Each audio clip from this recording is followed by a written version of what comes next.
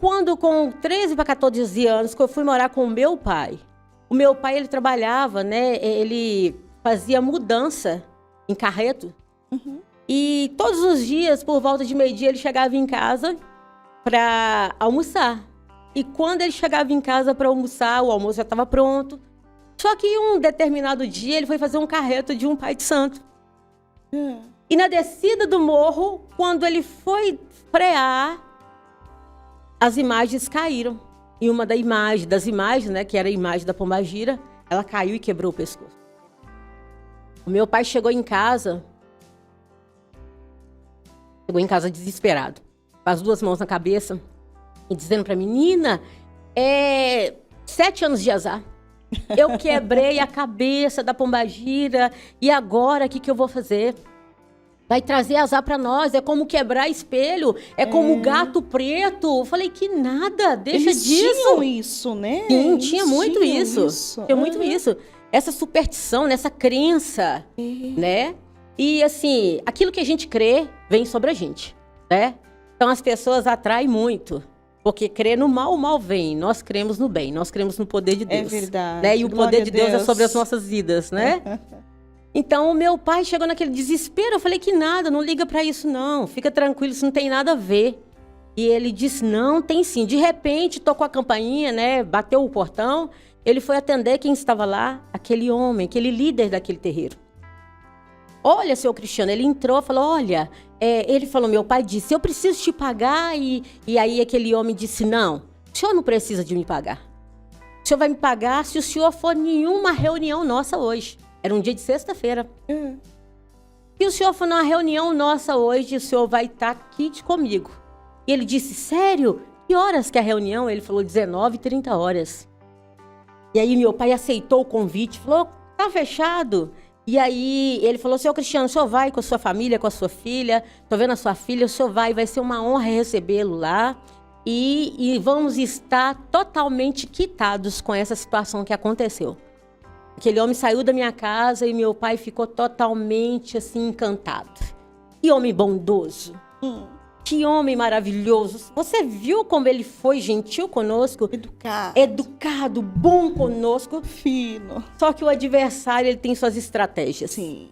O adversário, ele já sabia que eu tinha uma carência enorme dentro de mim. O adversário já sabia que eu não tinha princípios bíblicos dentro de mim. Eu não sabia quem era Deus, porque é necessário todos explicarem aos seus filhos quem é Deus. É necessário ensinarem quem é Deus. Quem é o Criador? Quem é o vosso Criador? Quem é o Criador de todas as coisas?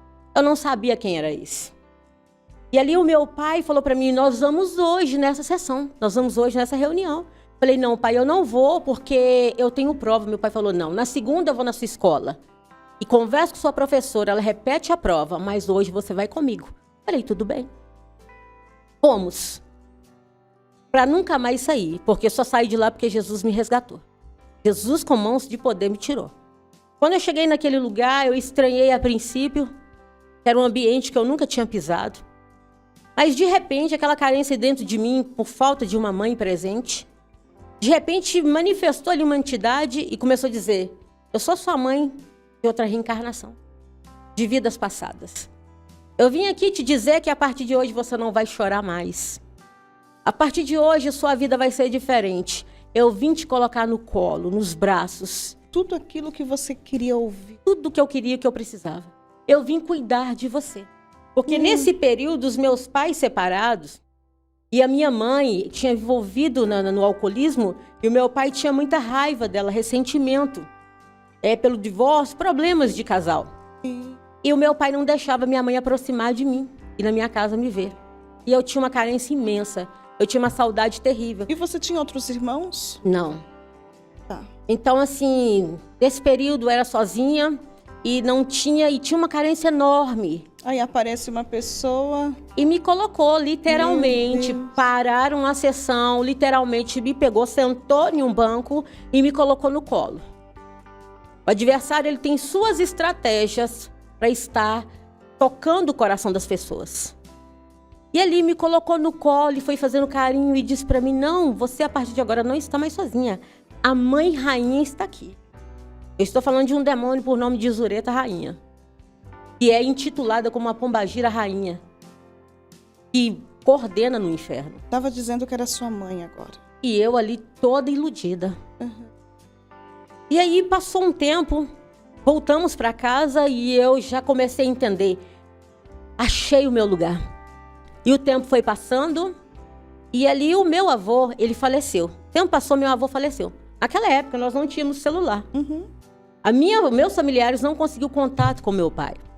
Como não conseguiu contato, meu avô foi enterrado sem eu estar presente. Eles enterraram o meu avô sem eu estar presente no velório dele. Então, quando meu tio conseguiu fazer contato com meu pai e passou a notícia, meu chão abriu. E eu fiquei muito mais frustrada porque o único amor que eu tive, paterno que eu tive, uma figura paterna, foi do meu avô. E ali eu já sabia que nunca mais iria vê-lo. A revolta aumentou. E ali, na segunda semana, eles começaram a vir espíritos dizendo que era meu avô. Com a voz do meu avô, dizendo que era meu avô. E ali eu me apeguei muito.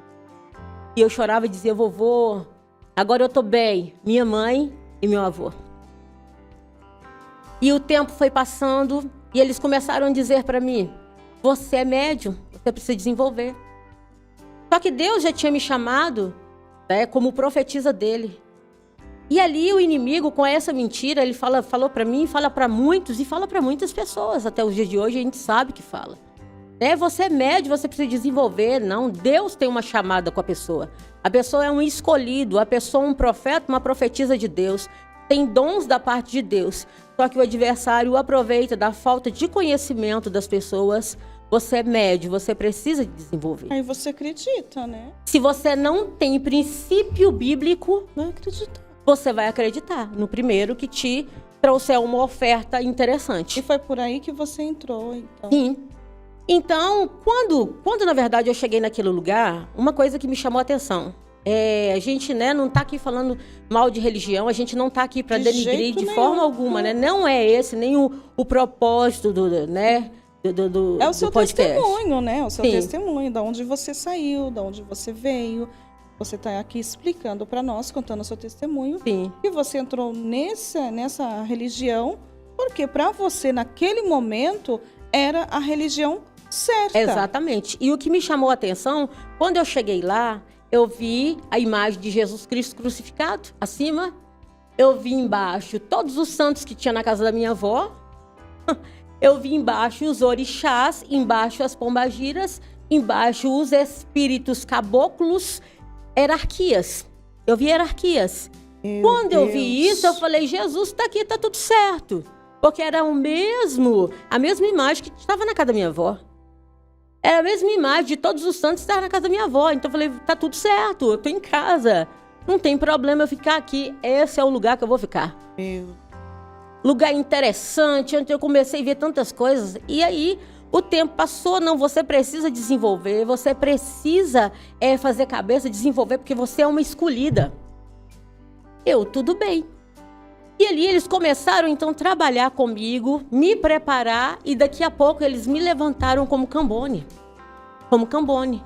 Eu trabalhava junto com as outras meninas no serviço de Cambone, de dar passe, no serviço de fazer as entregas, oferendas, esses serviços dessa forma. E aquilo ali eu comecei a aprofundar muito mais. Nessa altura, o meu pai já começou a ver o lado oculto, obscuro.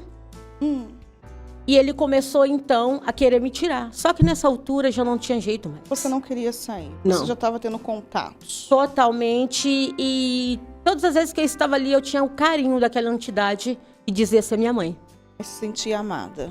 Amada, protegida. Tudo que eu ia fazer, eu dizia, mãe, eu posso fazer, eu vou fazer. E ela dizia, vai, que a mãe está aqui com você.